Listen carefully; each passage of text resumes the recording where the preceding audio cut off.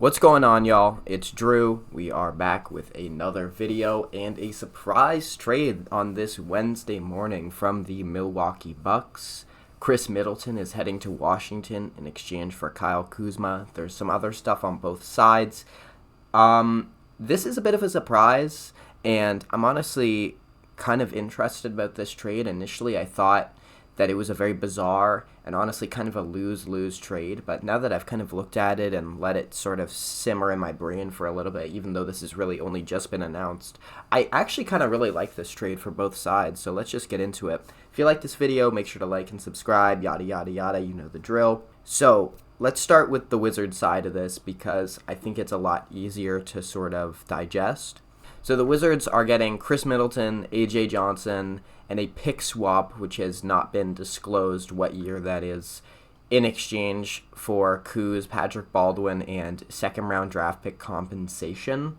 Kind of a weird phrasing here from Shams on both sides, but a pick swap is probably going to mean a later first-round pick swap, like probably for the Bucks. I think it would have to be 2031. If that's the case, that's a very valuable swap. I think that's likely to convey just straight up as a first-round pick for the Washington Wizards.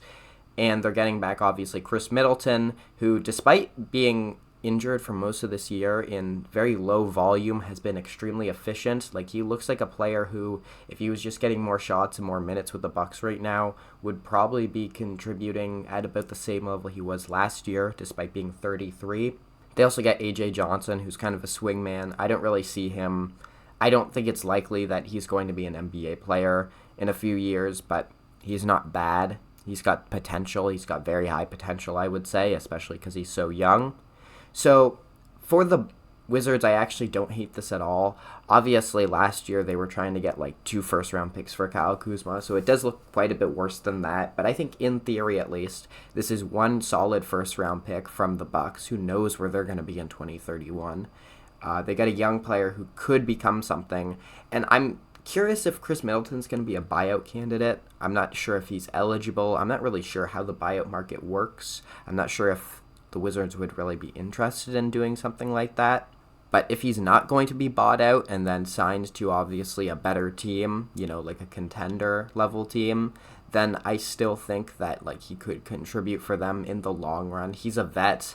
He's obviously, you know, the whole meme about like Michael Jordan, the whole meme about, you know, Khris Middleton turning into Michael Jordan and then playing mid and then turning into Michael Jordan for 3 games and then going back to being Khris Middleton. That shit is real. Like, when he gets hot, when he gets on a burner, there's like no one better than him. Obviously he's older. Obviously he's got a lot of limitations, but like none of his limitations are relevant for the Wizards. They have 7 wins.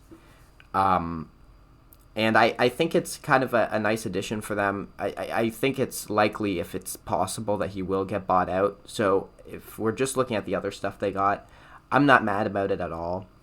They had to attach seconds and Patrick Baldwin to make it happen. Hopefully those seconds are not significant. Patrick Baldwin, I honestly could care less about. Like, he hasn't really shown me anything in the NBA. So for the Wizards, I'll give them like a B. I actually think that pick swap is very, very valuable. It's a little bit disappointing that they couldn't get 2 picks for Kyle Kuzma like they were trying to. And, you know, Khris Middleton is not really a player that I think is going to contribute for them. Actually, you know, no. I'll give them a B+, and like teetering on an A-. I think this is pretty good value, like a pretty good return for Kyle Kuzma, especially considering the fact that he has not played amazing this year. He's missed some time. He's a bit of a black hole. He doesn't make a lot of plays. I think the reason the Bucks traded for him is, one, we have seen him play winning basketball before, although it's been a while. And 2, he has all the physical tools they sort of are missing on their roster.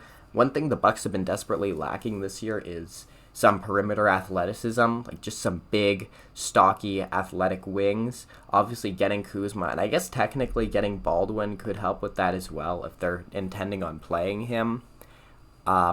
So I think from that standpoint, I think the Bucks have sort of made out pretty well here. Khris Middleton, obviously, you know, practically a Bucks lifer. You know, a guy who, if he had stayed there for the rest of his career, you could have seen his jersey going in the rafters. We'll see if that happens now. It's not likely, in my opinion, but You know, he's one of the best players in their franchise history, really. He obviously helped them a lot in the championship run. He has just been one of the more consistent just bucket getters in the league for the better part of a decade. But I think we could sort of see this marriage ending at some point. Like, the divorce was starting to become more and more likely. Middleton is getting up there in age. He's 33 now. He just had double ankle surgery. Again, he's played very efficient this year. He's shooting more efficiently than he pretty much ever has in his career, just on lower volume. So when you look at it from that standpoint, you could see him taking more shots, his efficiency going down, his scoring going up, you know, as is the case with most players. And I don't necessarily think he's washed yet, but he does have his limitations. He's not a great defensive player. He doesn't really provide things that they're desperately lacking in. I think the Bucks actually, on paper, have a lot of offense. They have a decent amount of catch-and-shoot three-point shooters. And I think Khris had just sort of become redundant. He had kind of become unnecessary when you look at the rest of the core. And I think Kyle Kuzma is not bad for them at all. Kyle Kuzma he's not as young as you might think. I think he's closer to 30 than he is to 27. But he's basically in his prime. He's big, he's athletic. He's not a great three-point shooter, not a great playmaker. But now he's going to be forced back into a role, which I think will sort of, hopefully, I think this is the gamble that the Bucks are sort of trying to bank on here, that he'll hopefully sort of emerge back as like a good, solid, you know, like tertiary role player, a guy who can actually guard a little bit, a guy who's a solid rebounder, who can hit catch and shoot threes every now and then, who has an off the dribble game, who can score at will every once in a while. I think he's just a bit of a talent upgrade. He's younger. They didn't really have to give up too much. Again, that 31 swap is risky. If I were guessing, I would anticipate that the Bucks will not be all that amazing in 2031, or they won't be as good as they are now, and the Wizards have the potential to be pretty good by then. I guess we'll see. A.J. Johnson, I don't really think was much of a player for the Bucks. I think they drafted him too high.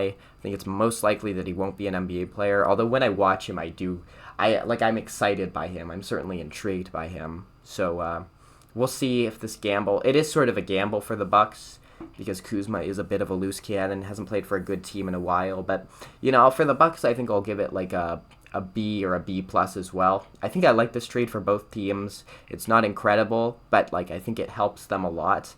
And I think if the Bucks can keep making these tiny little moves, just adding role players around the edges, trying to, you know, fill out the rest of the frame of this roster. And they didn't give up a ton, although they are their assets are still dwindling at this point. Then I kind of like the direction they're going in, and maybe they can make some noise in the playoffs. But that's going to do it for me. If you guys like this video, like and subscribe, you know the gist, and I will catch you guys in the next one.